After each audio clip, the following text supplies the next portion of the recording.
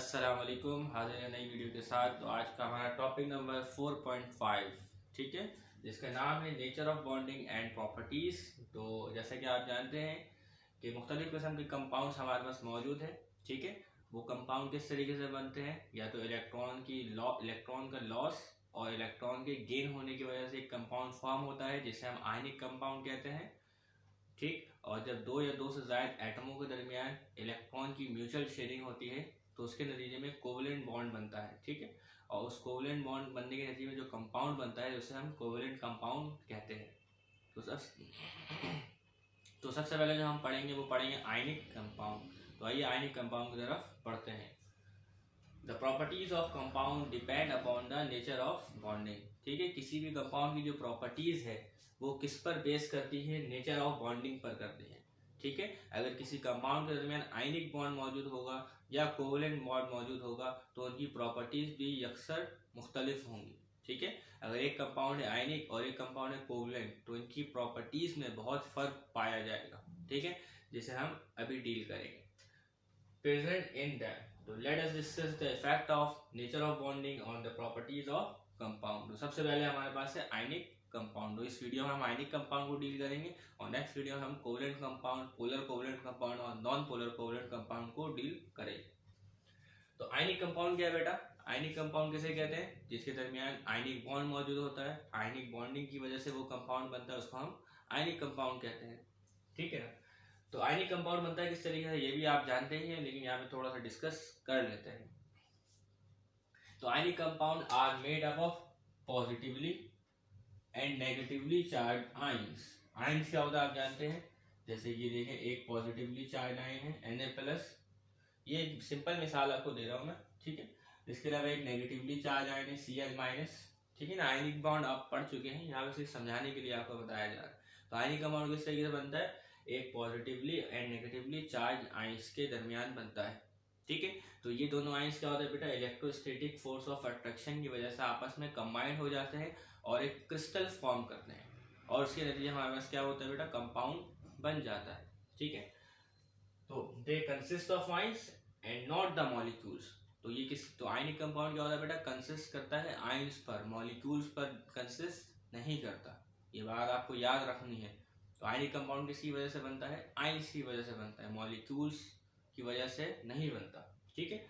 The positively and negatively charge ions are held together in a solid और crystal form, ठीक है। जैसे आप घर में अपने नमक को देख सकते हैं किस तरीके का होता है बेटा, क्रिस्टल फॉर्म में होता है, सॉलिड फॉर्म में होता है, लिक्विड तो नहीं होता। तो आयनिक कंपाउंड जो है रूम टेम्परेचर पे जनरली सॉलिड होता है, ओके। तो are held together in a solid और crystal form with electrostatic forces. Electrostatic forces मौजूद होती हैं, ठीक है।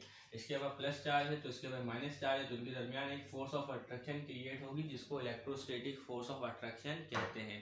क्यों? क्योंकि इसके ऊपर प्लस है और उसके ऊपर माइनस है। तो कौन सी फोर्स होगी, electrostatic attractive forces, okay. Attractive यानी दोनों चार्जेस आपस में क्या करेंगी, कशिश करेंगी और बाइंड हो जाएगी। तो in crystal structure of NaCl, तो अभी हम क्रिस्टल स्ट्रक्चर भी देखते हैं, इसके बाद पिक्चर लगाता हूँ, आपसे जरूर देखिएगा। तो in crystal structure of NaCl, each Na is surrounded by 6 Cl ion, ठीक है ना। क्रिस्टल फॉर्म में क्या होगा बेटा, जो क्रिस्टल फॉर्म में इसका भी स्ट्रक्चर होता है खास, तो एक जो Na आयन है, ठीक है, वो घिरा हुआ होता है 6 Cl आयन से, ठीक है। तो ये पिक्चर आप देख सकते हैं, जरा इसमें देखिएगा। छोटे साइज का जो मौजूद है वो क्या है बेटा, सोडियम है। सोडियम के आप देखें चारों अतराफ आपको 4 Cl दिखेंगे और एक Cl आपको ऊपर दिखेगा और एक Cl आपको नीचे दिखेगा। तो एक सोडियम को कितने Cl ने घेरा हुआ होता है, 6 Cl ने घेरा हुआ होता है। तो उसी तरीके से similarly each Cl ion is surrounded by 6 Na ion. तो इसी तरीके से अगर Cl आयन है तो उसके साइडों में बेटा 6 सोडियम के आयन्स मौजूद होंगे। तो ये खास स्ट्रक्चर बन जाते हैं। क्या बन जाता है बेटा, एक खास स्ट्रक्चर बनता है और इस तरीके से अरेंजमेंट आयन्स की होती है और उसके नतीजे हमारे पास क्या है बनता है, एक क्रिस्टल बनता है जिसको क्रिस्टल लैटिस भी कहते हैं। तो यहाँ की बातें आपको समझ में आ गई होंगी। तो अब कुछ प्रॉपर्टीज आयनिक कंपाउंड की, तो उन्हें देख लेते हैं। तो ionic compound are mostly crystalline solid, ठीक है। आयनिक कंपाउंड क्या होता है बेटा, रूम टेम्परेचर पे, ठीक है। अच्छा, एट रूम टेम्परेचर भी लिख देते हैं, एट रूम टेम्परेचर, ठीक है ना। रूम टेम्परेचर जो हमारा दर्जा हरारत है 25 डिग्री सेंटीग्रेड, जिसको रूम टेम्परेचर कहते हैं हम। तो इस सेंटीग्रेड पे क्या होता है, आयनिक कंपाउंड क्या होता है बेटा, सॉलिड होता है। अच्छा, यहाँ पे वर्ड क्रिस्टलाइन लिखा हुआ है, तो क्रिस्टलाइन का मतलब है इसका एक खास शेप होता है, ठीक है। इसके अंदर जो जो जो आयंस है वो खास स्पेशल अरेंजमेंट से अरेंज किए हुए होते हैं, ठीक है ना। जैसे कि आप इससे पहले स्ट्रक्चर देख चुके हैं, तो इसी वजह से इसको क्या कहा जाता है, क्रिस्टलाइन सॉलिड कहा जाता है, क्योंकि जो आयंस की अरेंजमेंट होती है वो एक रेगुलर फॉर्म में होती है, ओके। तो इस वजह से आयनिक कंपाउंड क्या बेटा, क्रिस्टलाइन सॉलिड है, okay, at room temperature. Ionic compound है वो हार्ड भी होता है, जिसको मैंने लिखा नहीं, और ब्रिटल भी होता है, दोनों के मायने एक ही है, थोड़ा थोड़ा फर्क है। इन सॉलिड स्टेट, तो सॉलिड स्टेट में आयनिक कंपाउंड जो है it do not conduct electricity. तो सॉलिड स्टेट में आयनिक कंपाउंड इलेक्ट्रिसिटी को कंडक्ट नहीं कर सकता।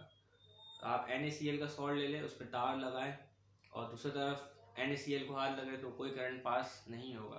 तो आयनिक कंपाउंड यानी सॉलिड स्टेट में इलेक्ट्रिसिटी पास नहीं कर सकता अपने अंदर से, ठीक है। तो पुअर कंडक्टर, बैड कंडक्टर है, because the ions are not free to move. क्यों? क्योंकि आयंस मूव नहीं कर सकते हैं, आयंस आपस में जुड़े हुए हैं इलेक्ट्रोस्टैटिक फोर्स ऑफ अट्रैक्शन की वजह से। जब आयन ही मूव नहीं करेंगे तो इलेक्ट्रिसिटी भी पास नहीं होगी, ठीक है। But they are good conductor in aqueous solution. Aqueous solution में क्या होता है, आयनिक कंपाउंड गुड कंडक्टर होता है। एक्वस सॉल्यूशन क्या होता है, जब आप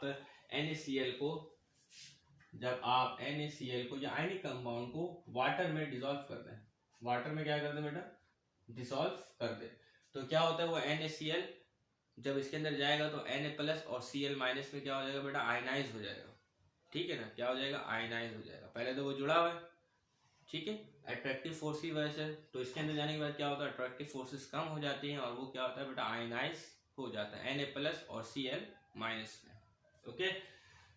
तो उसके बाद they are good conductor in aqueous solution in molten form. Molten form कहे तो पिघले हुए फॉर्म में, या अगर इसको पिघला दिया जाए, इसको लिक्विड फॉर्म में ले जाया जाए सॉलिड से, तो इस तरफ मोल्टन फॉर्म में लेके आना थोड़ा मुश्किल काम है। एक्वस सॉल्यूशन में आसानी से इलेक्ट्रिसिटी कंडक्ट कर लेगा, ठीक है। क्यों? It is due to presence of free ions, ठीक है।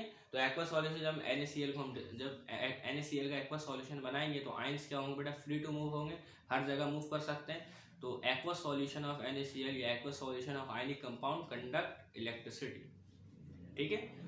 तो एक्वस सॉल्यूशन करेगा, लेकिन सॉलिड फॉर्म में आयनिक कंपाउंड इलेक्ट्रिसिटी कंडक्ट नहीं करेगा, ठीक है। एक्वस सॉल्यूशन क्यों करेगा, क्योंकि आयंस जो है वो फ्री टू मूव है एवरीवेयर, ओके। 2 पॉइंट उम्मीद करते हैं आपको क्लियर हो गया होगा।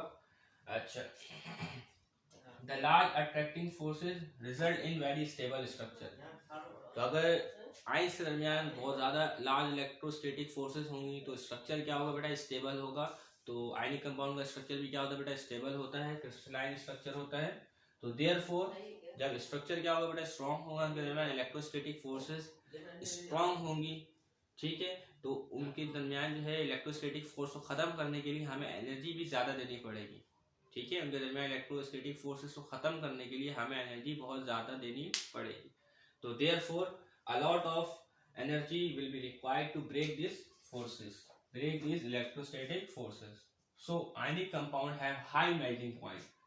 तो इनके दरमियान मेल्टिंग पॉइंट क्या होता है बेटा, हाई होता है, क्योंकि इनके दरमियान जो है ग्रेटर अट्रैक्टिव फोर्सेस है, इस वजह से उनका जो मेल्टिंग पॉइंट है वो हाई होता है। तो उन्हें हमें मेल्ट करने के लिए बहुत ज़्यादा एनर्जी देनी पड़ती है, और कितनी एनर्जी देनी पड़ती है वो भी देखते हैं।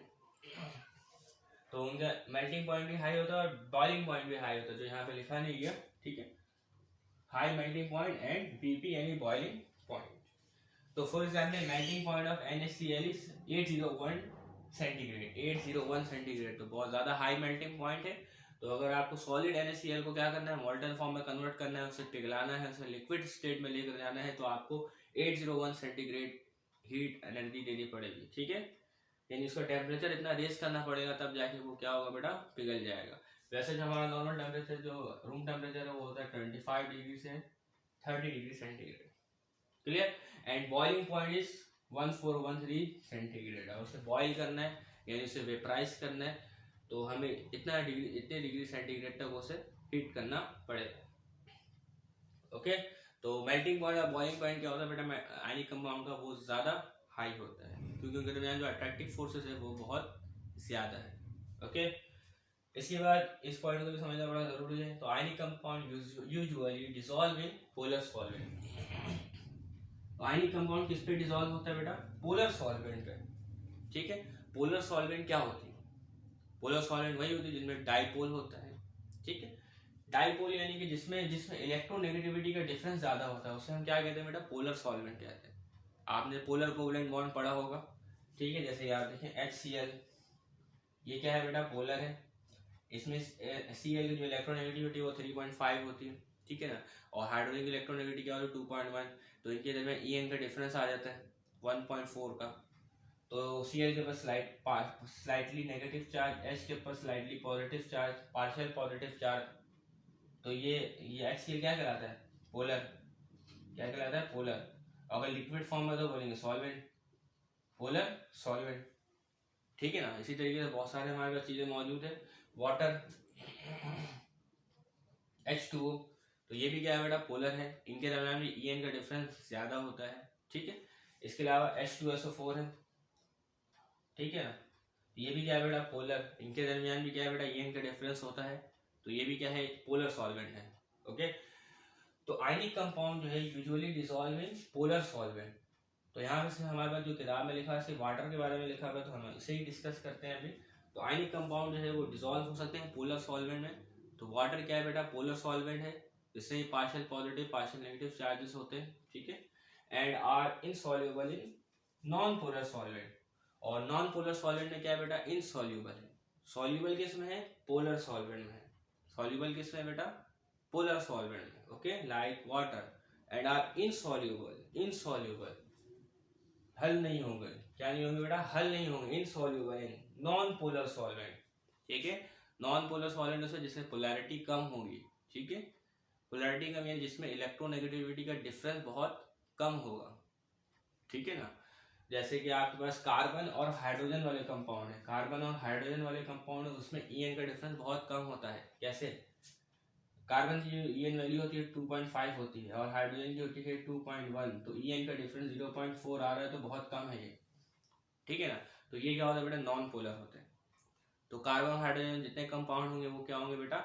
नॉन पोलर होंगे। ठीक है, तो पोलर सॉल्युबल है polar solvent but are insoluble in non polar solvent. Non polar solvent जिसमें कोई पोल नहीं होता उसे नॉन पोलर सॉल्वेंट भी कहते हैं। जिसमें En का डिफरेंस भी कम हो उसे भी नॉन पोलर सॉल्वेंट कहते हैं। ठीक है, like oil, petrol, kerosene oil. ठीक है, जब चैप्टर 1 पढ़ा था वहाँ पे ऑर्गेनिक केमिस्ट्री पढ़ी थी, तो वहाँ पे हमने देखा था ऑयल ये क्या है बेटा? हाइड्रोकार्बन है। ये भी क्या है? हाइड्रोकार्बन है। ये भी क्या है? हाइड्रोकार्बन है। यानी कि ये कार्बन हाइड्रोजन से मिलकर बनने वाले कंपाउंड्स हैं। ठीक है ना, तो ये ऑर्गेनिक सॉल्वेंट है। तो इसमें क्या है बेटा? इनसॉल्युबल। आयनिक कंपाउंड जो है ये नॉन पोलर सॉल्वेंट में क्या है? इनसॉल्युबल है। आप घर में भी चेक कर सकते हैं, गाड़ी से तेल निकालें, मट्टी तेल निकालें या पकवान तेल लें और उसमें नमक को हल करने की कोशिश करें और फिर चेक करें कि ऐसा होता है कि नहीं। ठीक है, तो उम्मीद करते हैं आपको आयनिक कंपाउंड के बारे में समझ में आ गया हो। तब तक के लिए इजाजत दीजिएगा। अल्लाह हाफिज।